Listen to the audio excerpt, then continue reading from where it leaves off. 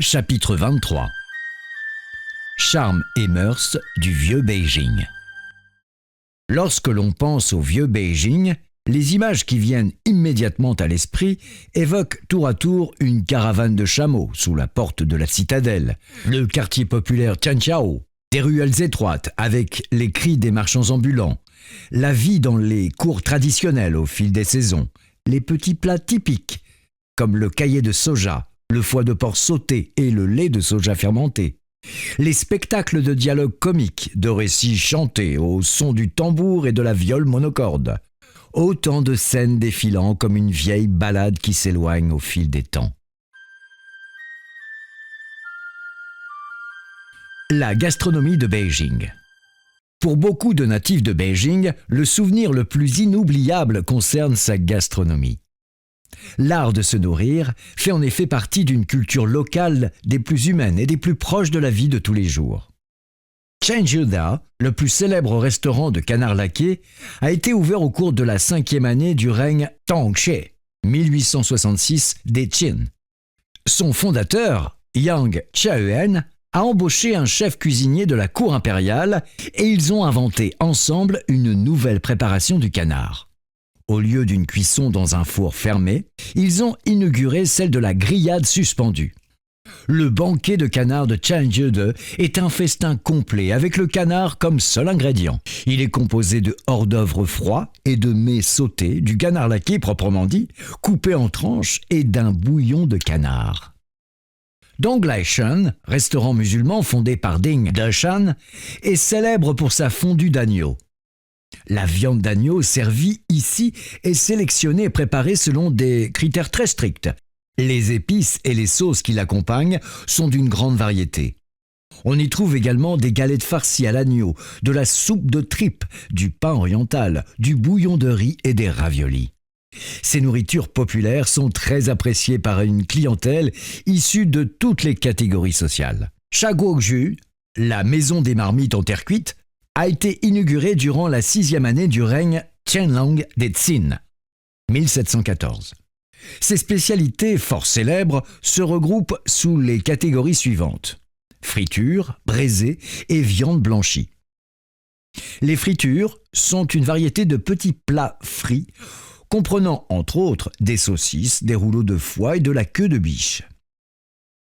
Les braisés désignent la tête et le jarret de cochon, d'abord grillés à la braise, puis bouillis. Les viandes blanchies à l'eau sont coupées en tranches très fines. On les déguste avec une sauce faite d'un mélange de sauce soja, d'huile de sésame, de purée d'ail et de piment.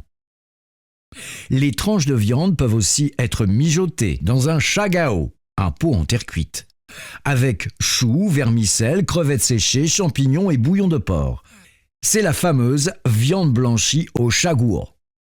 D'autres plats de shagao sont des marmites aux 3 viandes, aux abats, aux boulettes et aux choucroutes.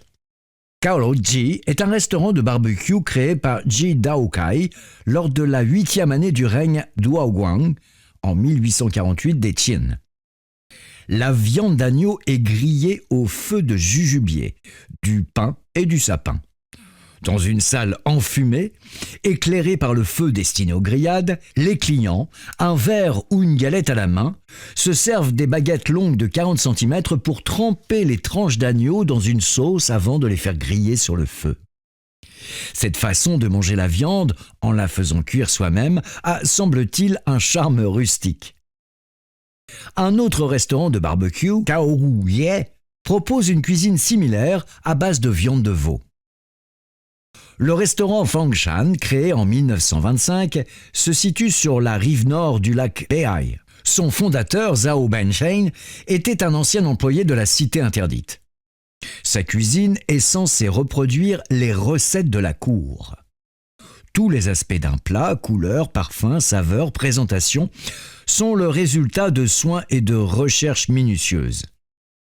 Parmi la centaine de plats remarquables, on peut citer la viande de biche, le filet de poulet, le poisson phénix ou les beignets de crevettes, le poisson mandarin, eau de façon, etc., etc. La pâtisserie de ce restaurant est aussi très raffinée.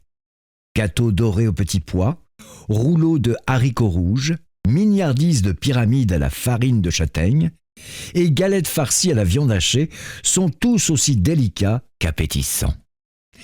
Il y a dans Beijing un restaurant de cuisine dite de mandarin, connu sous le nom de Tanjiakai, cuisine de la famille Tan. Son fondateur, Tang Zongjun, fut membre de l'Académie impériale à la fin des Tsin. La cuisine de la famille Tai se réclame de la tradition culinaire de Canton, à base de fruits de mer de premier choix, comme les ormeaux pourpres ou les concombres de mer. Le mobilier du restaurant est en bois de santal rouge. Les murs sont décorés de peintures et de calligraphies de maîtres célèbres. La culture gastronomique de Beijing est un domaine de la vie qui se laisse découvrir et marque à jamais le souvenir. Xiao Tian, un écrivain contemporain, a aussi évoqué des aliments typiques de Beijing. Je cite « Durant les jours où j'étais au loin, qu'est-ce qui me manquait le plus ? Ce sont en fait ces moments où je dégustais les pâtes de sarrasin avec un bol de lait de soja ou ce gâteau de farine de riz gluant roulé dans la poudre de cacahuètes. Ce thé aussi que l'on servait dans la grande théière ronde en cuivre et ces saucisses frites dorées à souhait. » Fin de citation. Beaucoup d'écrivains originaires de Beijing qui, aujourd'hui, vivent à Taïwan, se souviennent de la gastronomie de leur ville natale avec nostalgie. La cuisine de la famille Tan, le canard laqué, le barbecue, sans oublier le lait de soja fermenté bien chaud, la fondue d'agneau, le gâteau aux petits pois, le foie sauté, mais aussi les poires gelées et les navets au cœur rose que l'on vendait parmi ces nuits d'hiver. Où peut-on les trouver ailleurs qu'à Beijing ? Fin de citation. Les ruelles et les marchands ambulants. Paul Bady, sinologue français, a dit un jour que le charme de l'ancien Beijing venait d'abord des tours de la citadelle et de ses hutongs, ces petites ruelles typiques de la ville. Les ruelles de Beijing se sont formées sous les Han. Dans une pièce de théâtre datant de cette époque, une servante tient ce propos.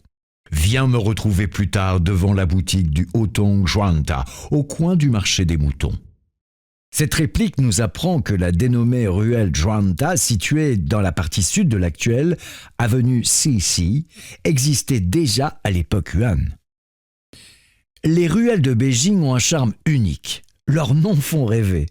Jour de fleurs d'amandier, branches fleuries, chrysanthèmes, filigrane d'or, clair de lune, paon, phare rouge. Toutes ces noms de rues possèdent une tonalité poétique, tandis que pluie, chapeau, thé, eau de vie, viande d'agneau, aubergine, galette, bois à brûler, mèche de bougie. Ces noms de rues racontent la vie de tous les jours, allant de la nourriture aux vêtements, aux lieux d'habitation et aux activités quotidiennes.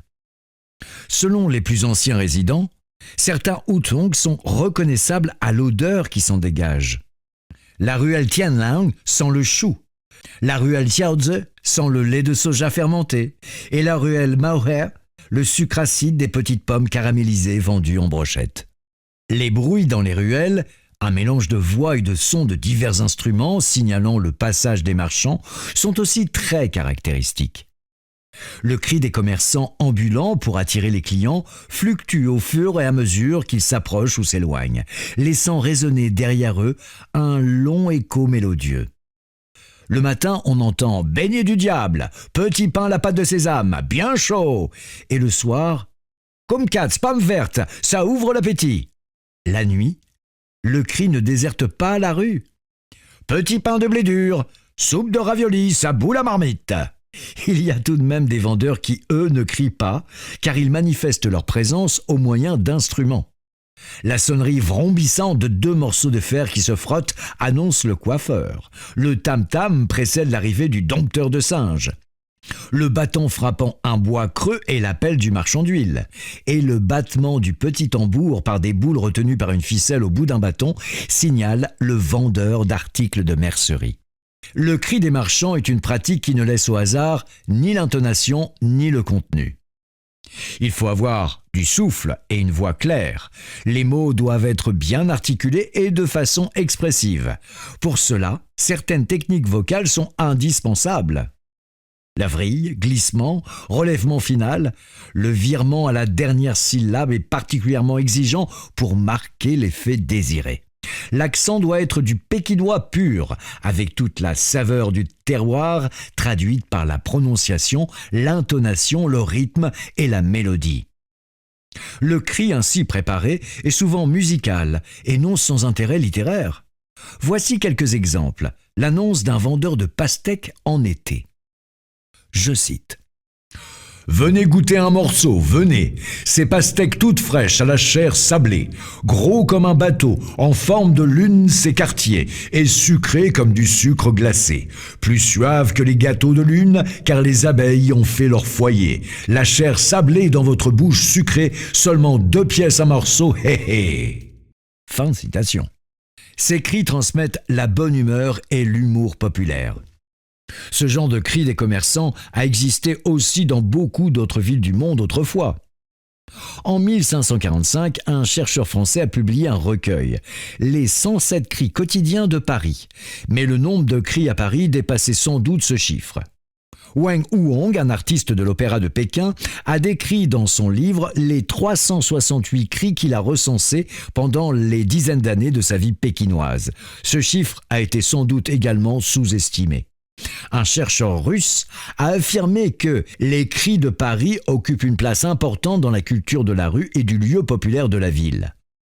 Ces voix sont celles de la vie réelle, telle qu'on la ressent au milieu des places animées au cœur des villes, et elles reflètent la gaieté des fêtes populaires. Comme le disait Wang Huang, les bruits des ruelles de Beijing composent une chanson tendre de la vie, qui apporte, de temps en temps, une douceur dans le cœur de ses habitants. Le quartier animé de Tianqiao. Tianqiao, Pont du Ciel, est un quartier célèbre qui attire les visiteurs en tant que vitrine du folklore du vieux Beijing. C'était dans ce quartier que se regroupaient autrefois les différents spectacles de théâtre, d'opéra, de musique et d'acrobatie. On y trouvait également salles de jeux, restaurants, maisons de thé, petits plats vendus sur étalage et drugstore-mercerie en coin de rue. Le développement du quartier a commencé au début du siècle dernier. Les spectacles de chant et de musique à Tianqiao comprenaient l'opéra de Pékin, l'opéra de Hebei, l'opéra Ping, l'ombre chinoise et les marionnettes, mais aussi le conte oral, le dialogue comique et le récit chanté à la viole monocorde. Les numéros traditionnels d'acrobatie comprenaient danse des rubans, prouesse à vélo, saut à travers des cercles enflammés, traversée du mur de couteau, trapèze, qigong, tour de magie et prestigitation. On trouve dans les rues de Tianqiao toutes sortes de nourritures traditionnelles et populaires de Pékin. Parmi les 110 variétés recensées, il y a le caillé de soja, la purée de blé, le tofu frit, la galette de sésame, les tripes sautées, le foie sauté. Les marchandises vendues ici sont aussi très variées. Mercerie, tissus, meubles, chaussures, pneus usagés, ustensiles neufs ou d'occasion, ferrailles, bibelots anciens, vieux livres. Des objets d'occasion en grande majorité. Des deux côtés de la rue se trouvent des cabinets de prothèses dentaires, pharmacie, diseurs de bonne aventure, tireurs d'horoscopes et barbiers. Autour du Pont du Ciel, toutes sortes d'activités animent le quartier. Les artistes de rue étaient principalement des chanteurs d'opéra régional, des acrobates, des joueurs de musique folklorique, des acteurs de cirque et des pratiquants d'arts martiaux. Vers la fin de l'Empire Qin, le quartier assista à 3 reprises au phénomène de performance marginale de la part de 8 artistes au physique insolite et au comportement excentrique, faisant montre de techniques tellement prodigieuses qu'on les appelait les 8 monstres. Ils excellaient dans les spectacles de dialogue comique, de techniques vocales, d'airs régionaux, de boîtes à images ou de qigong.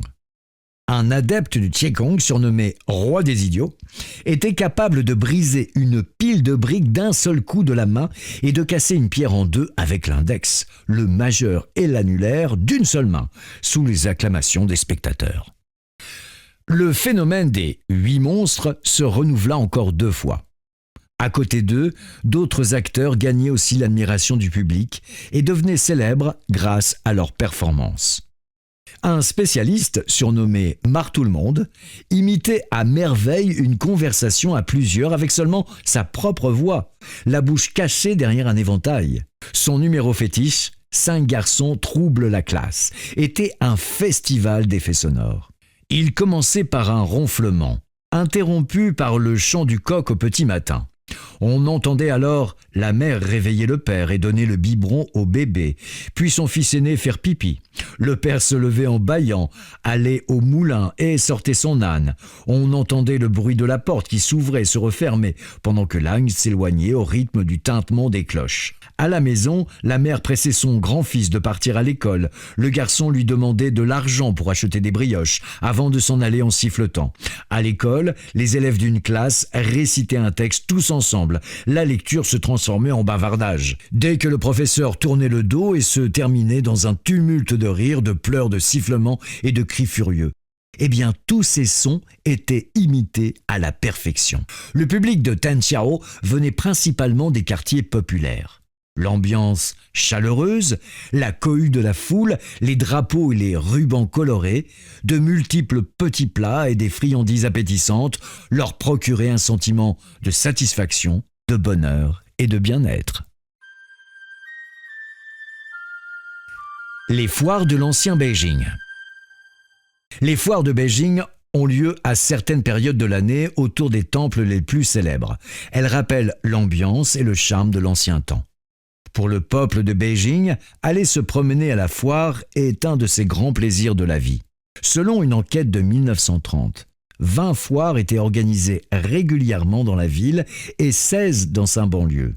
Les foires les plus célèbres étaient celles de la pagode blanche, du temple Huguo, du temple Longfu, du palais Yangshe, du monastère Beiyun, du palais Pantao. La foire au temple Longfu était la plus importante. Wang Huang, un habitué du lieu, en a donné une description détaillée dans son récit.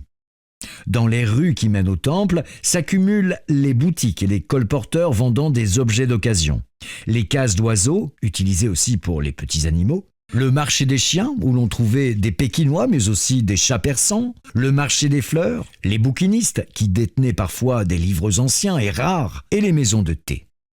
À l'intérieur de l'enceinte du temple, 3 rues formaient la foire proprement dite. Celle du milieu avec le bazar suivi des aires de spectacles divers, danse des rubans, duos comiques, contes, par-ci, par-là, des étalages de plats et de friandises. La rue de l'Ouest était consacrée à la vente des poissons rouges, des jeux de jianse aux plumes de coq et des instruments de musique. La rue de l'Est exposait quant à elle des figurines en poils d'animaux ou en pâte à sel, des figurines pour ombres chinoises et des marionnettes. Les figures d'ombre chinoises, vendues ici, étaient faites à l'image des grands acteurs d'opéra et reproduisaient de façon étonnante leurs portraits et leurs expressions. Les foires constituaient un lieu de distraction pour le petit peuple de Beijing. Le trafic auquel elles se livraient, articles de maison, nourritures diverses, répondait aux besoins de tous les jours et offrait en même temps un divertissement qui apportait un changement par rapport au quotidien, raison pour laquelle elles étaient appréciées des grands comme des petits. Les activités de loisirs à Beijing. Les activités de loisirs des habitants de Beijing portent la marque de la capitale historique. Ses goûts raffinés, sa modération et l'aisance qui y règne étaient devenus les caractéristiques du style de vie à Beijing. Dans le langage pékinois, le mot loisir signifie distraction ou encore amusement. Un écrivain contemporain, Shen Jiankong, explique que les Pékinois ont le don de trouver du plaisir dans les choses les plus simples. Posséder un bel oiseau est en soi un plaisir, tout comme faire voler un cerf-volant. Et on peut aussi trouver une grande satisfaction à boire un verre en grignotant une petite gousse d'ail. Les amateurs d'opéra de Pékin se délectent à écouter les artistes ou à tenter eux-mêmes une performance vocale. Boire un verre ou une tasse de thé est ce que les gens font le plus souvent pendant leur temps de repos. Autrefois, il y avait beaucoup de maisons de thé à Pékin qui recevaient des clients de toutes catégories sociales. On y trouvait des journalistes, des écrivains, des chanteurs folkloriques, des joueurs de go ou d'échecs, des professeurs, des étudiants ou des maîtres d'ouvrage qui venaient là pour trouver du travail.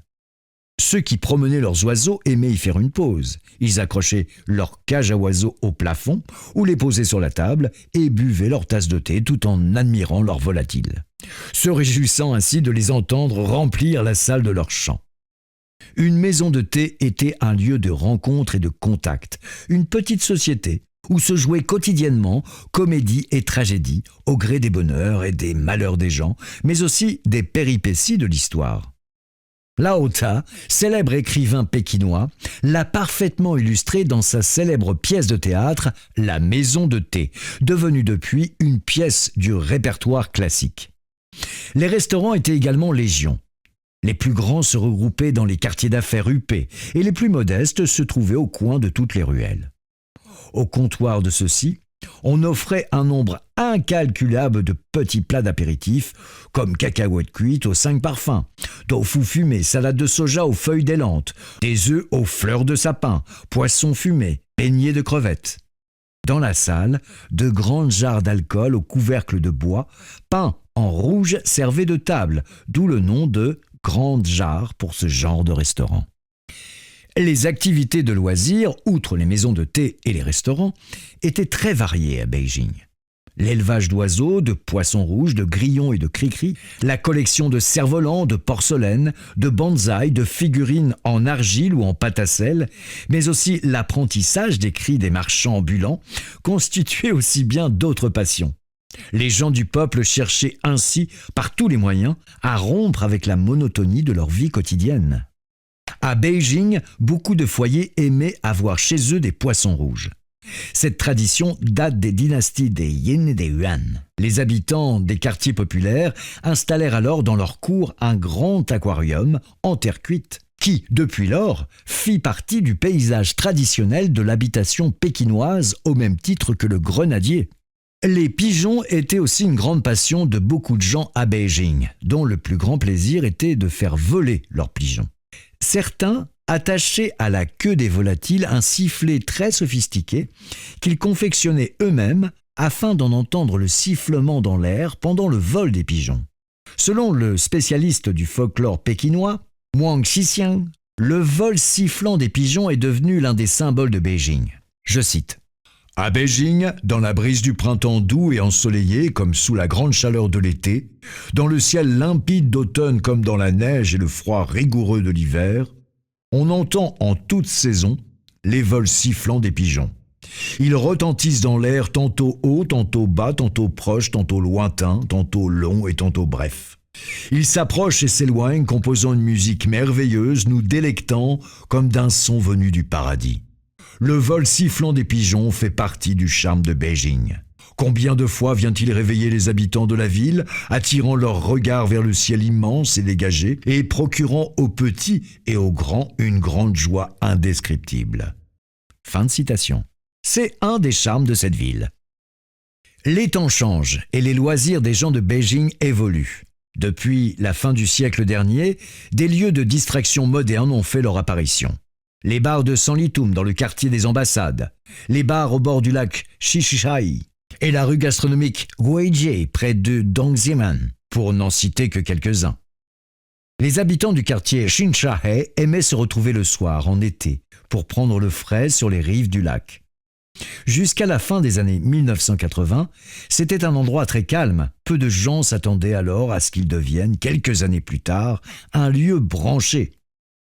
Aujourd'hui, les berges du lac sont envahies de bars, de snacks, de fast-food, de galeries d'art et de salons de thé à la mode qui portent des noms fantaisistes. Baie de la Sérénité limpide, Chalet du Buelou, Route ancienne de thé et de chevaux, Lotus bleu, Sex and City. Tous ces noms d'enseignes mis ensemble forment une suite poétique. Cela donne un aperçu des mœurs populaires du quartier d'aujourd'hui et des nouvelles attractions du Beijing actuel. Un spécialiste de la capitale chinoise a dit ceci. Beijing appartient à la fois au passé, au présent et au futur. Beijing est une ville éternelle.